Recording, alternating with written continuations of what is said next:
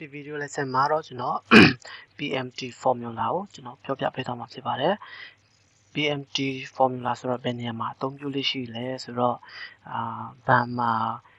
ကိုကချင်းကိုယူတယ်ဆိုကြပါစို့တိတ်100ယူတယ်အတုံးနှုန်းတစ်ခု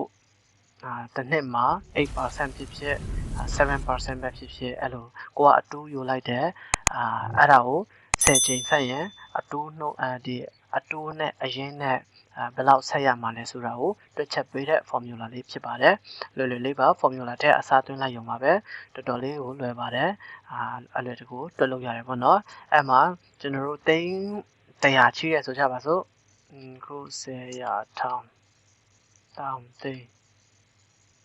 00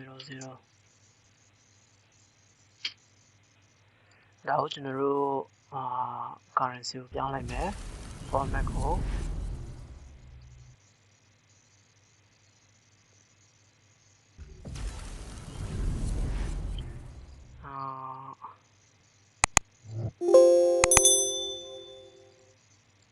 ဒီကောင်ပဲပြောင်းလိုက်မယ် mmk ဆိုပြီးတော့ပြောင်းလိုက်မယ်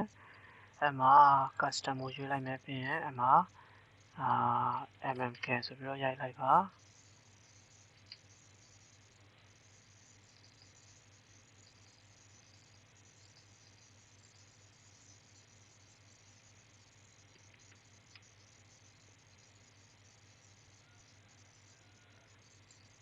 ဒီညမှာပေါ့နော် mmk ဆိုပြီးတော့ရိုက်လိုက်ပါ mmk okay ပါဒါဆိုတော့နည်းနည်းလေးပြင်လိုက်အောင်မယ်အမှာ decimal ကို0ထားလိုက်မယ်မြန်မာကြောက်ငွေကပွားတယ်ဆိုတော့0 point ပြားခဏနေသုံးလည်းမရှိဘူးပေါ့နော်90ရာထောင်တောင်းသိန်း100ပေါ့နော်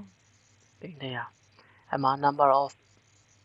months of payment ဆိုတော့100ကိုတစ်နှစ်အတွင်းမှာဘယ်နှကြိမ်ဆက်မှာလဲ10ချိန်10ချိန်ဆို10ချိန်17ချိန်ဆိုလည်းရတယ်ဆက်သလိုဆက်လို့ရတယ်ဒါတော့ number ပဲရေးလိုက်မယ်ပြီးတော့ number ထားလိုက်မယ်ပြီးတော့ interest rate မှာ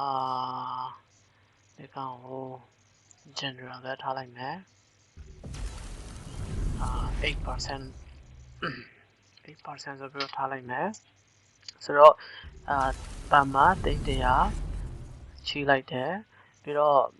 payment ကိုကျွန်တော်တို့10ချိန်ပေးမယ်ပြီးရင်ဒီအတိုးနှုန်းက8%ပေါ့နော်8%အဲ့ဒါကိုကျွန်တော်တို့ဘယ်နှချိန်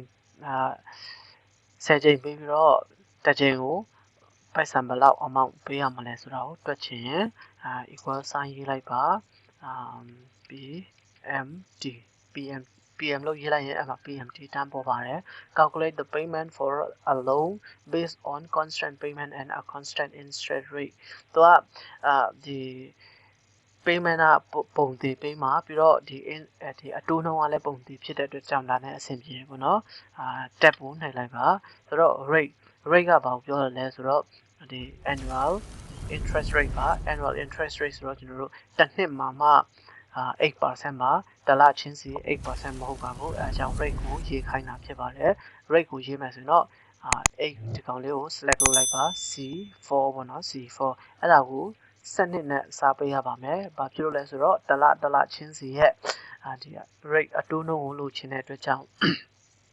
စနစ်နဲ့စားပေးရတာဖြစ်ပါတယ်ဆိုတော့ comma ကိုခံလိုက်ပါဒီအတိုင်းလေးပါ comma ကိုခံပြီးတော့ n ပါဆိုတာတော့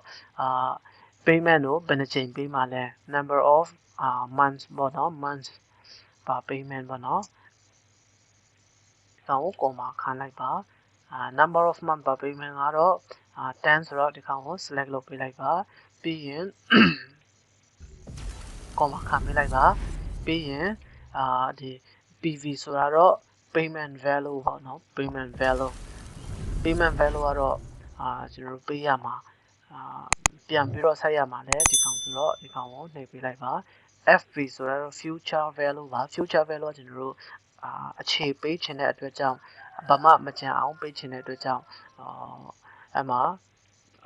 0ထားပြီးပေါ့နော်0comma ခံပေါ့နော် comma ခံပြီးတော့အဲ့မှာ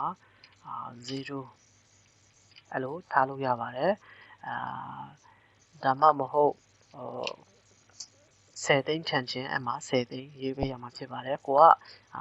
ပြီးချီမှာဆိုတော့0ပဲရေးပေးလိုက်မယ်မရင်လည်းရပါတယ်0အဲ့လိုမရင်လည်းရပါတယ်ဆိုတော့ enter နှိပ်လိုက်ပါ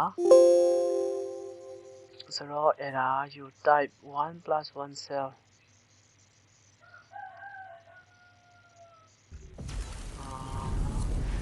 when the first character is equal to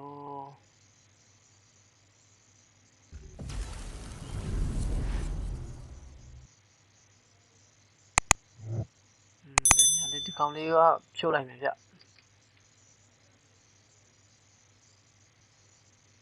ါဒီ set နေလို့လည်းဖြစ်နိုင်ပါတယ်ဆိုတော့ formula မှားရင်အဲ့လိုပြလေးရှိရပေါ့နော် formula မှားရင်ပြလေးရှိပါတယ်အမှာ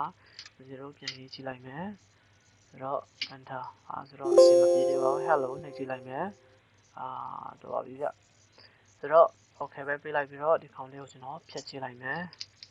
ရေးစရာမလိုဘူးเนาะတကယ်တမ်းတော့ရေးစရာမလိုပါဘူးဆိုတော့ဒီမှာဒေါ်လာဖြစ်နေပါတယ်အခု10ရာထောင်တောင်းသိန်းတန်းတခါပေးရင်ကျွန်တော်တို့10သိန်းကြော့ပေးရမှာဖြစ်ပါတယ်ဒီကောင်ကို currency မှာ MMK နဲ့ပြောင်းလိုက်မယ်เนาะ currency မှာဒေါ်လာနေရာမှာ MMK ဆိုပြီးတော့ရေးလိုက်က MMK ဆိုတော့မြန်မာကျပ်ပါ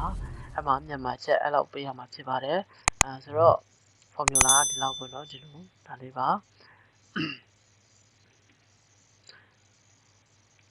ဆိုတော့အတိုးကတော့ဒီတစ်ချိန်ကိုခု10ရာထောင်တောင်း3000နဲ့3000နဲ့9000ဝန်းကျင်ကြတယ်ပေါ့နော်3000နဲ့9000ဝန်းကျင်ကြပါတယ်အတူဒီအရင်နဲ့ပေါင်းမယ်ဆိုရင်တော့10သိန်းကျော်ပေးရမှာပေါ့နော်10သိန်းကျော်ပေးရပါတယ်တစ်ခါပြီးရင်10သိန်းကျော်ပေးရပါတယ်ကိုယူတော့ကတော့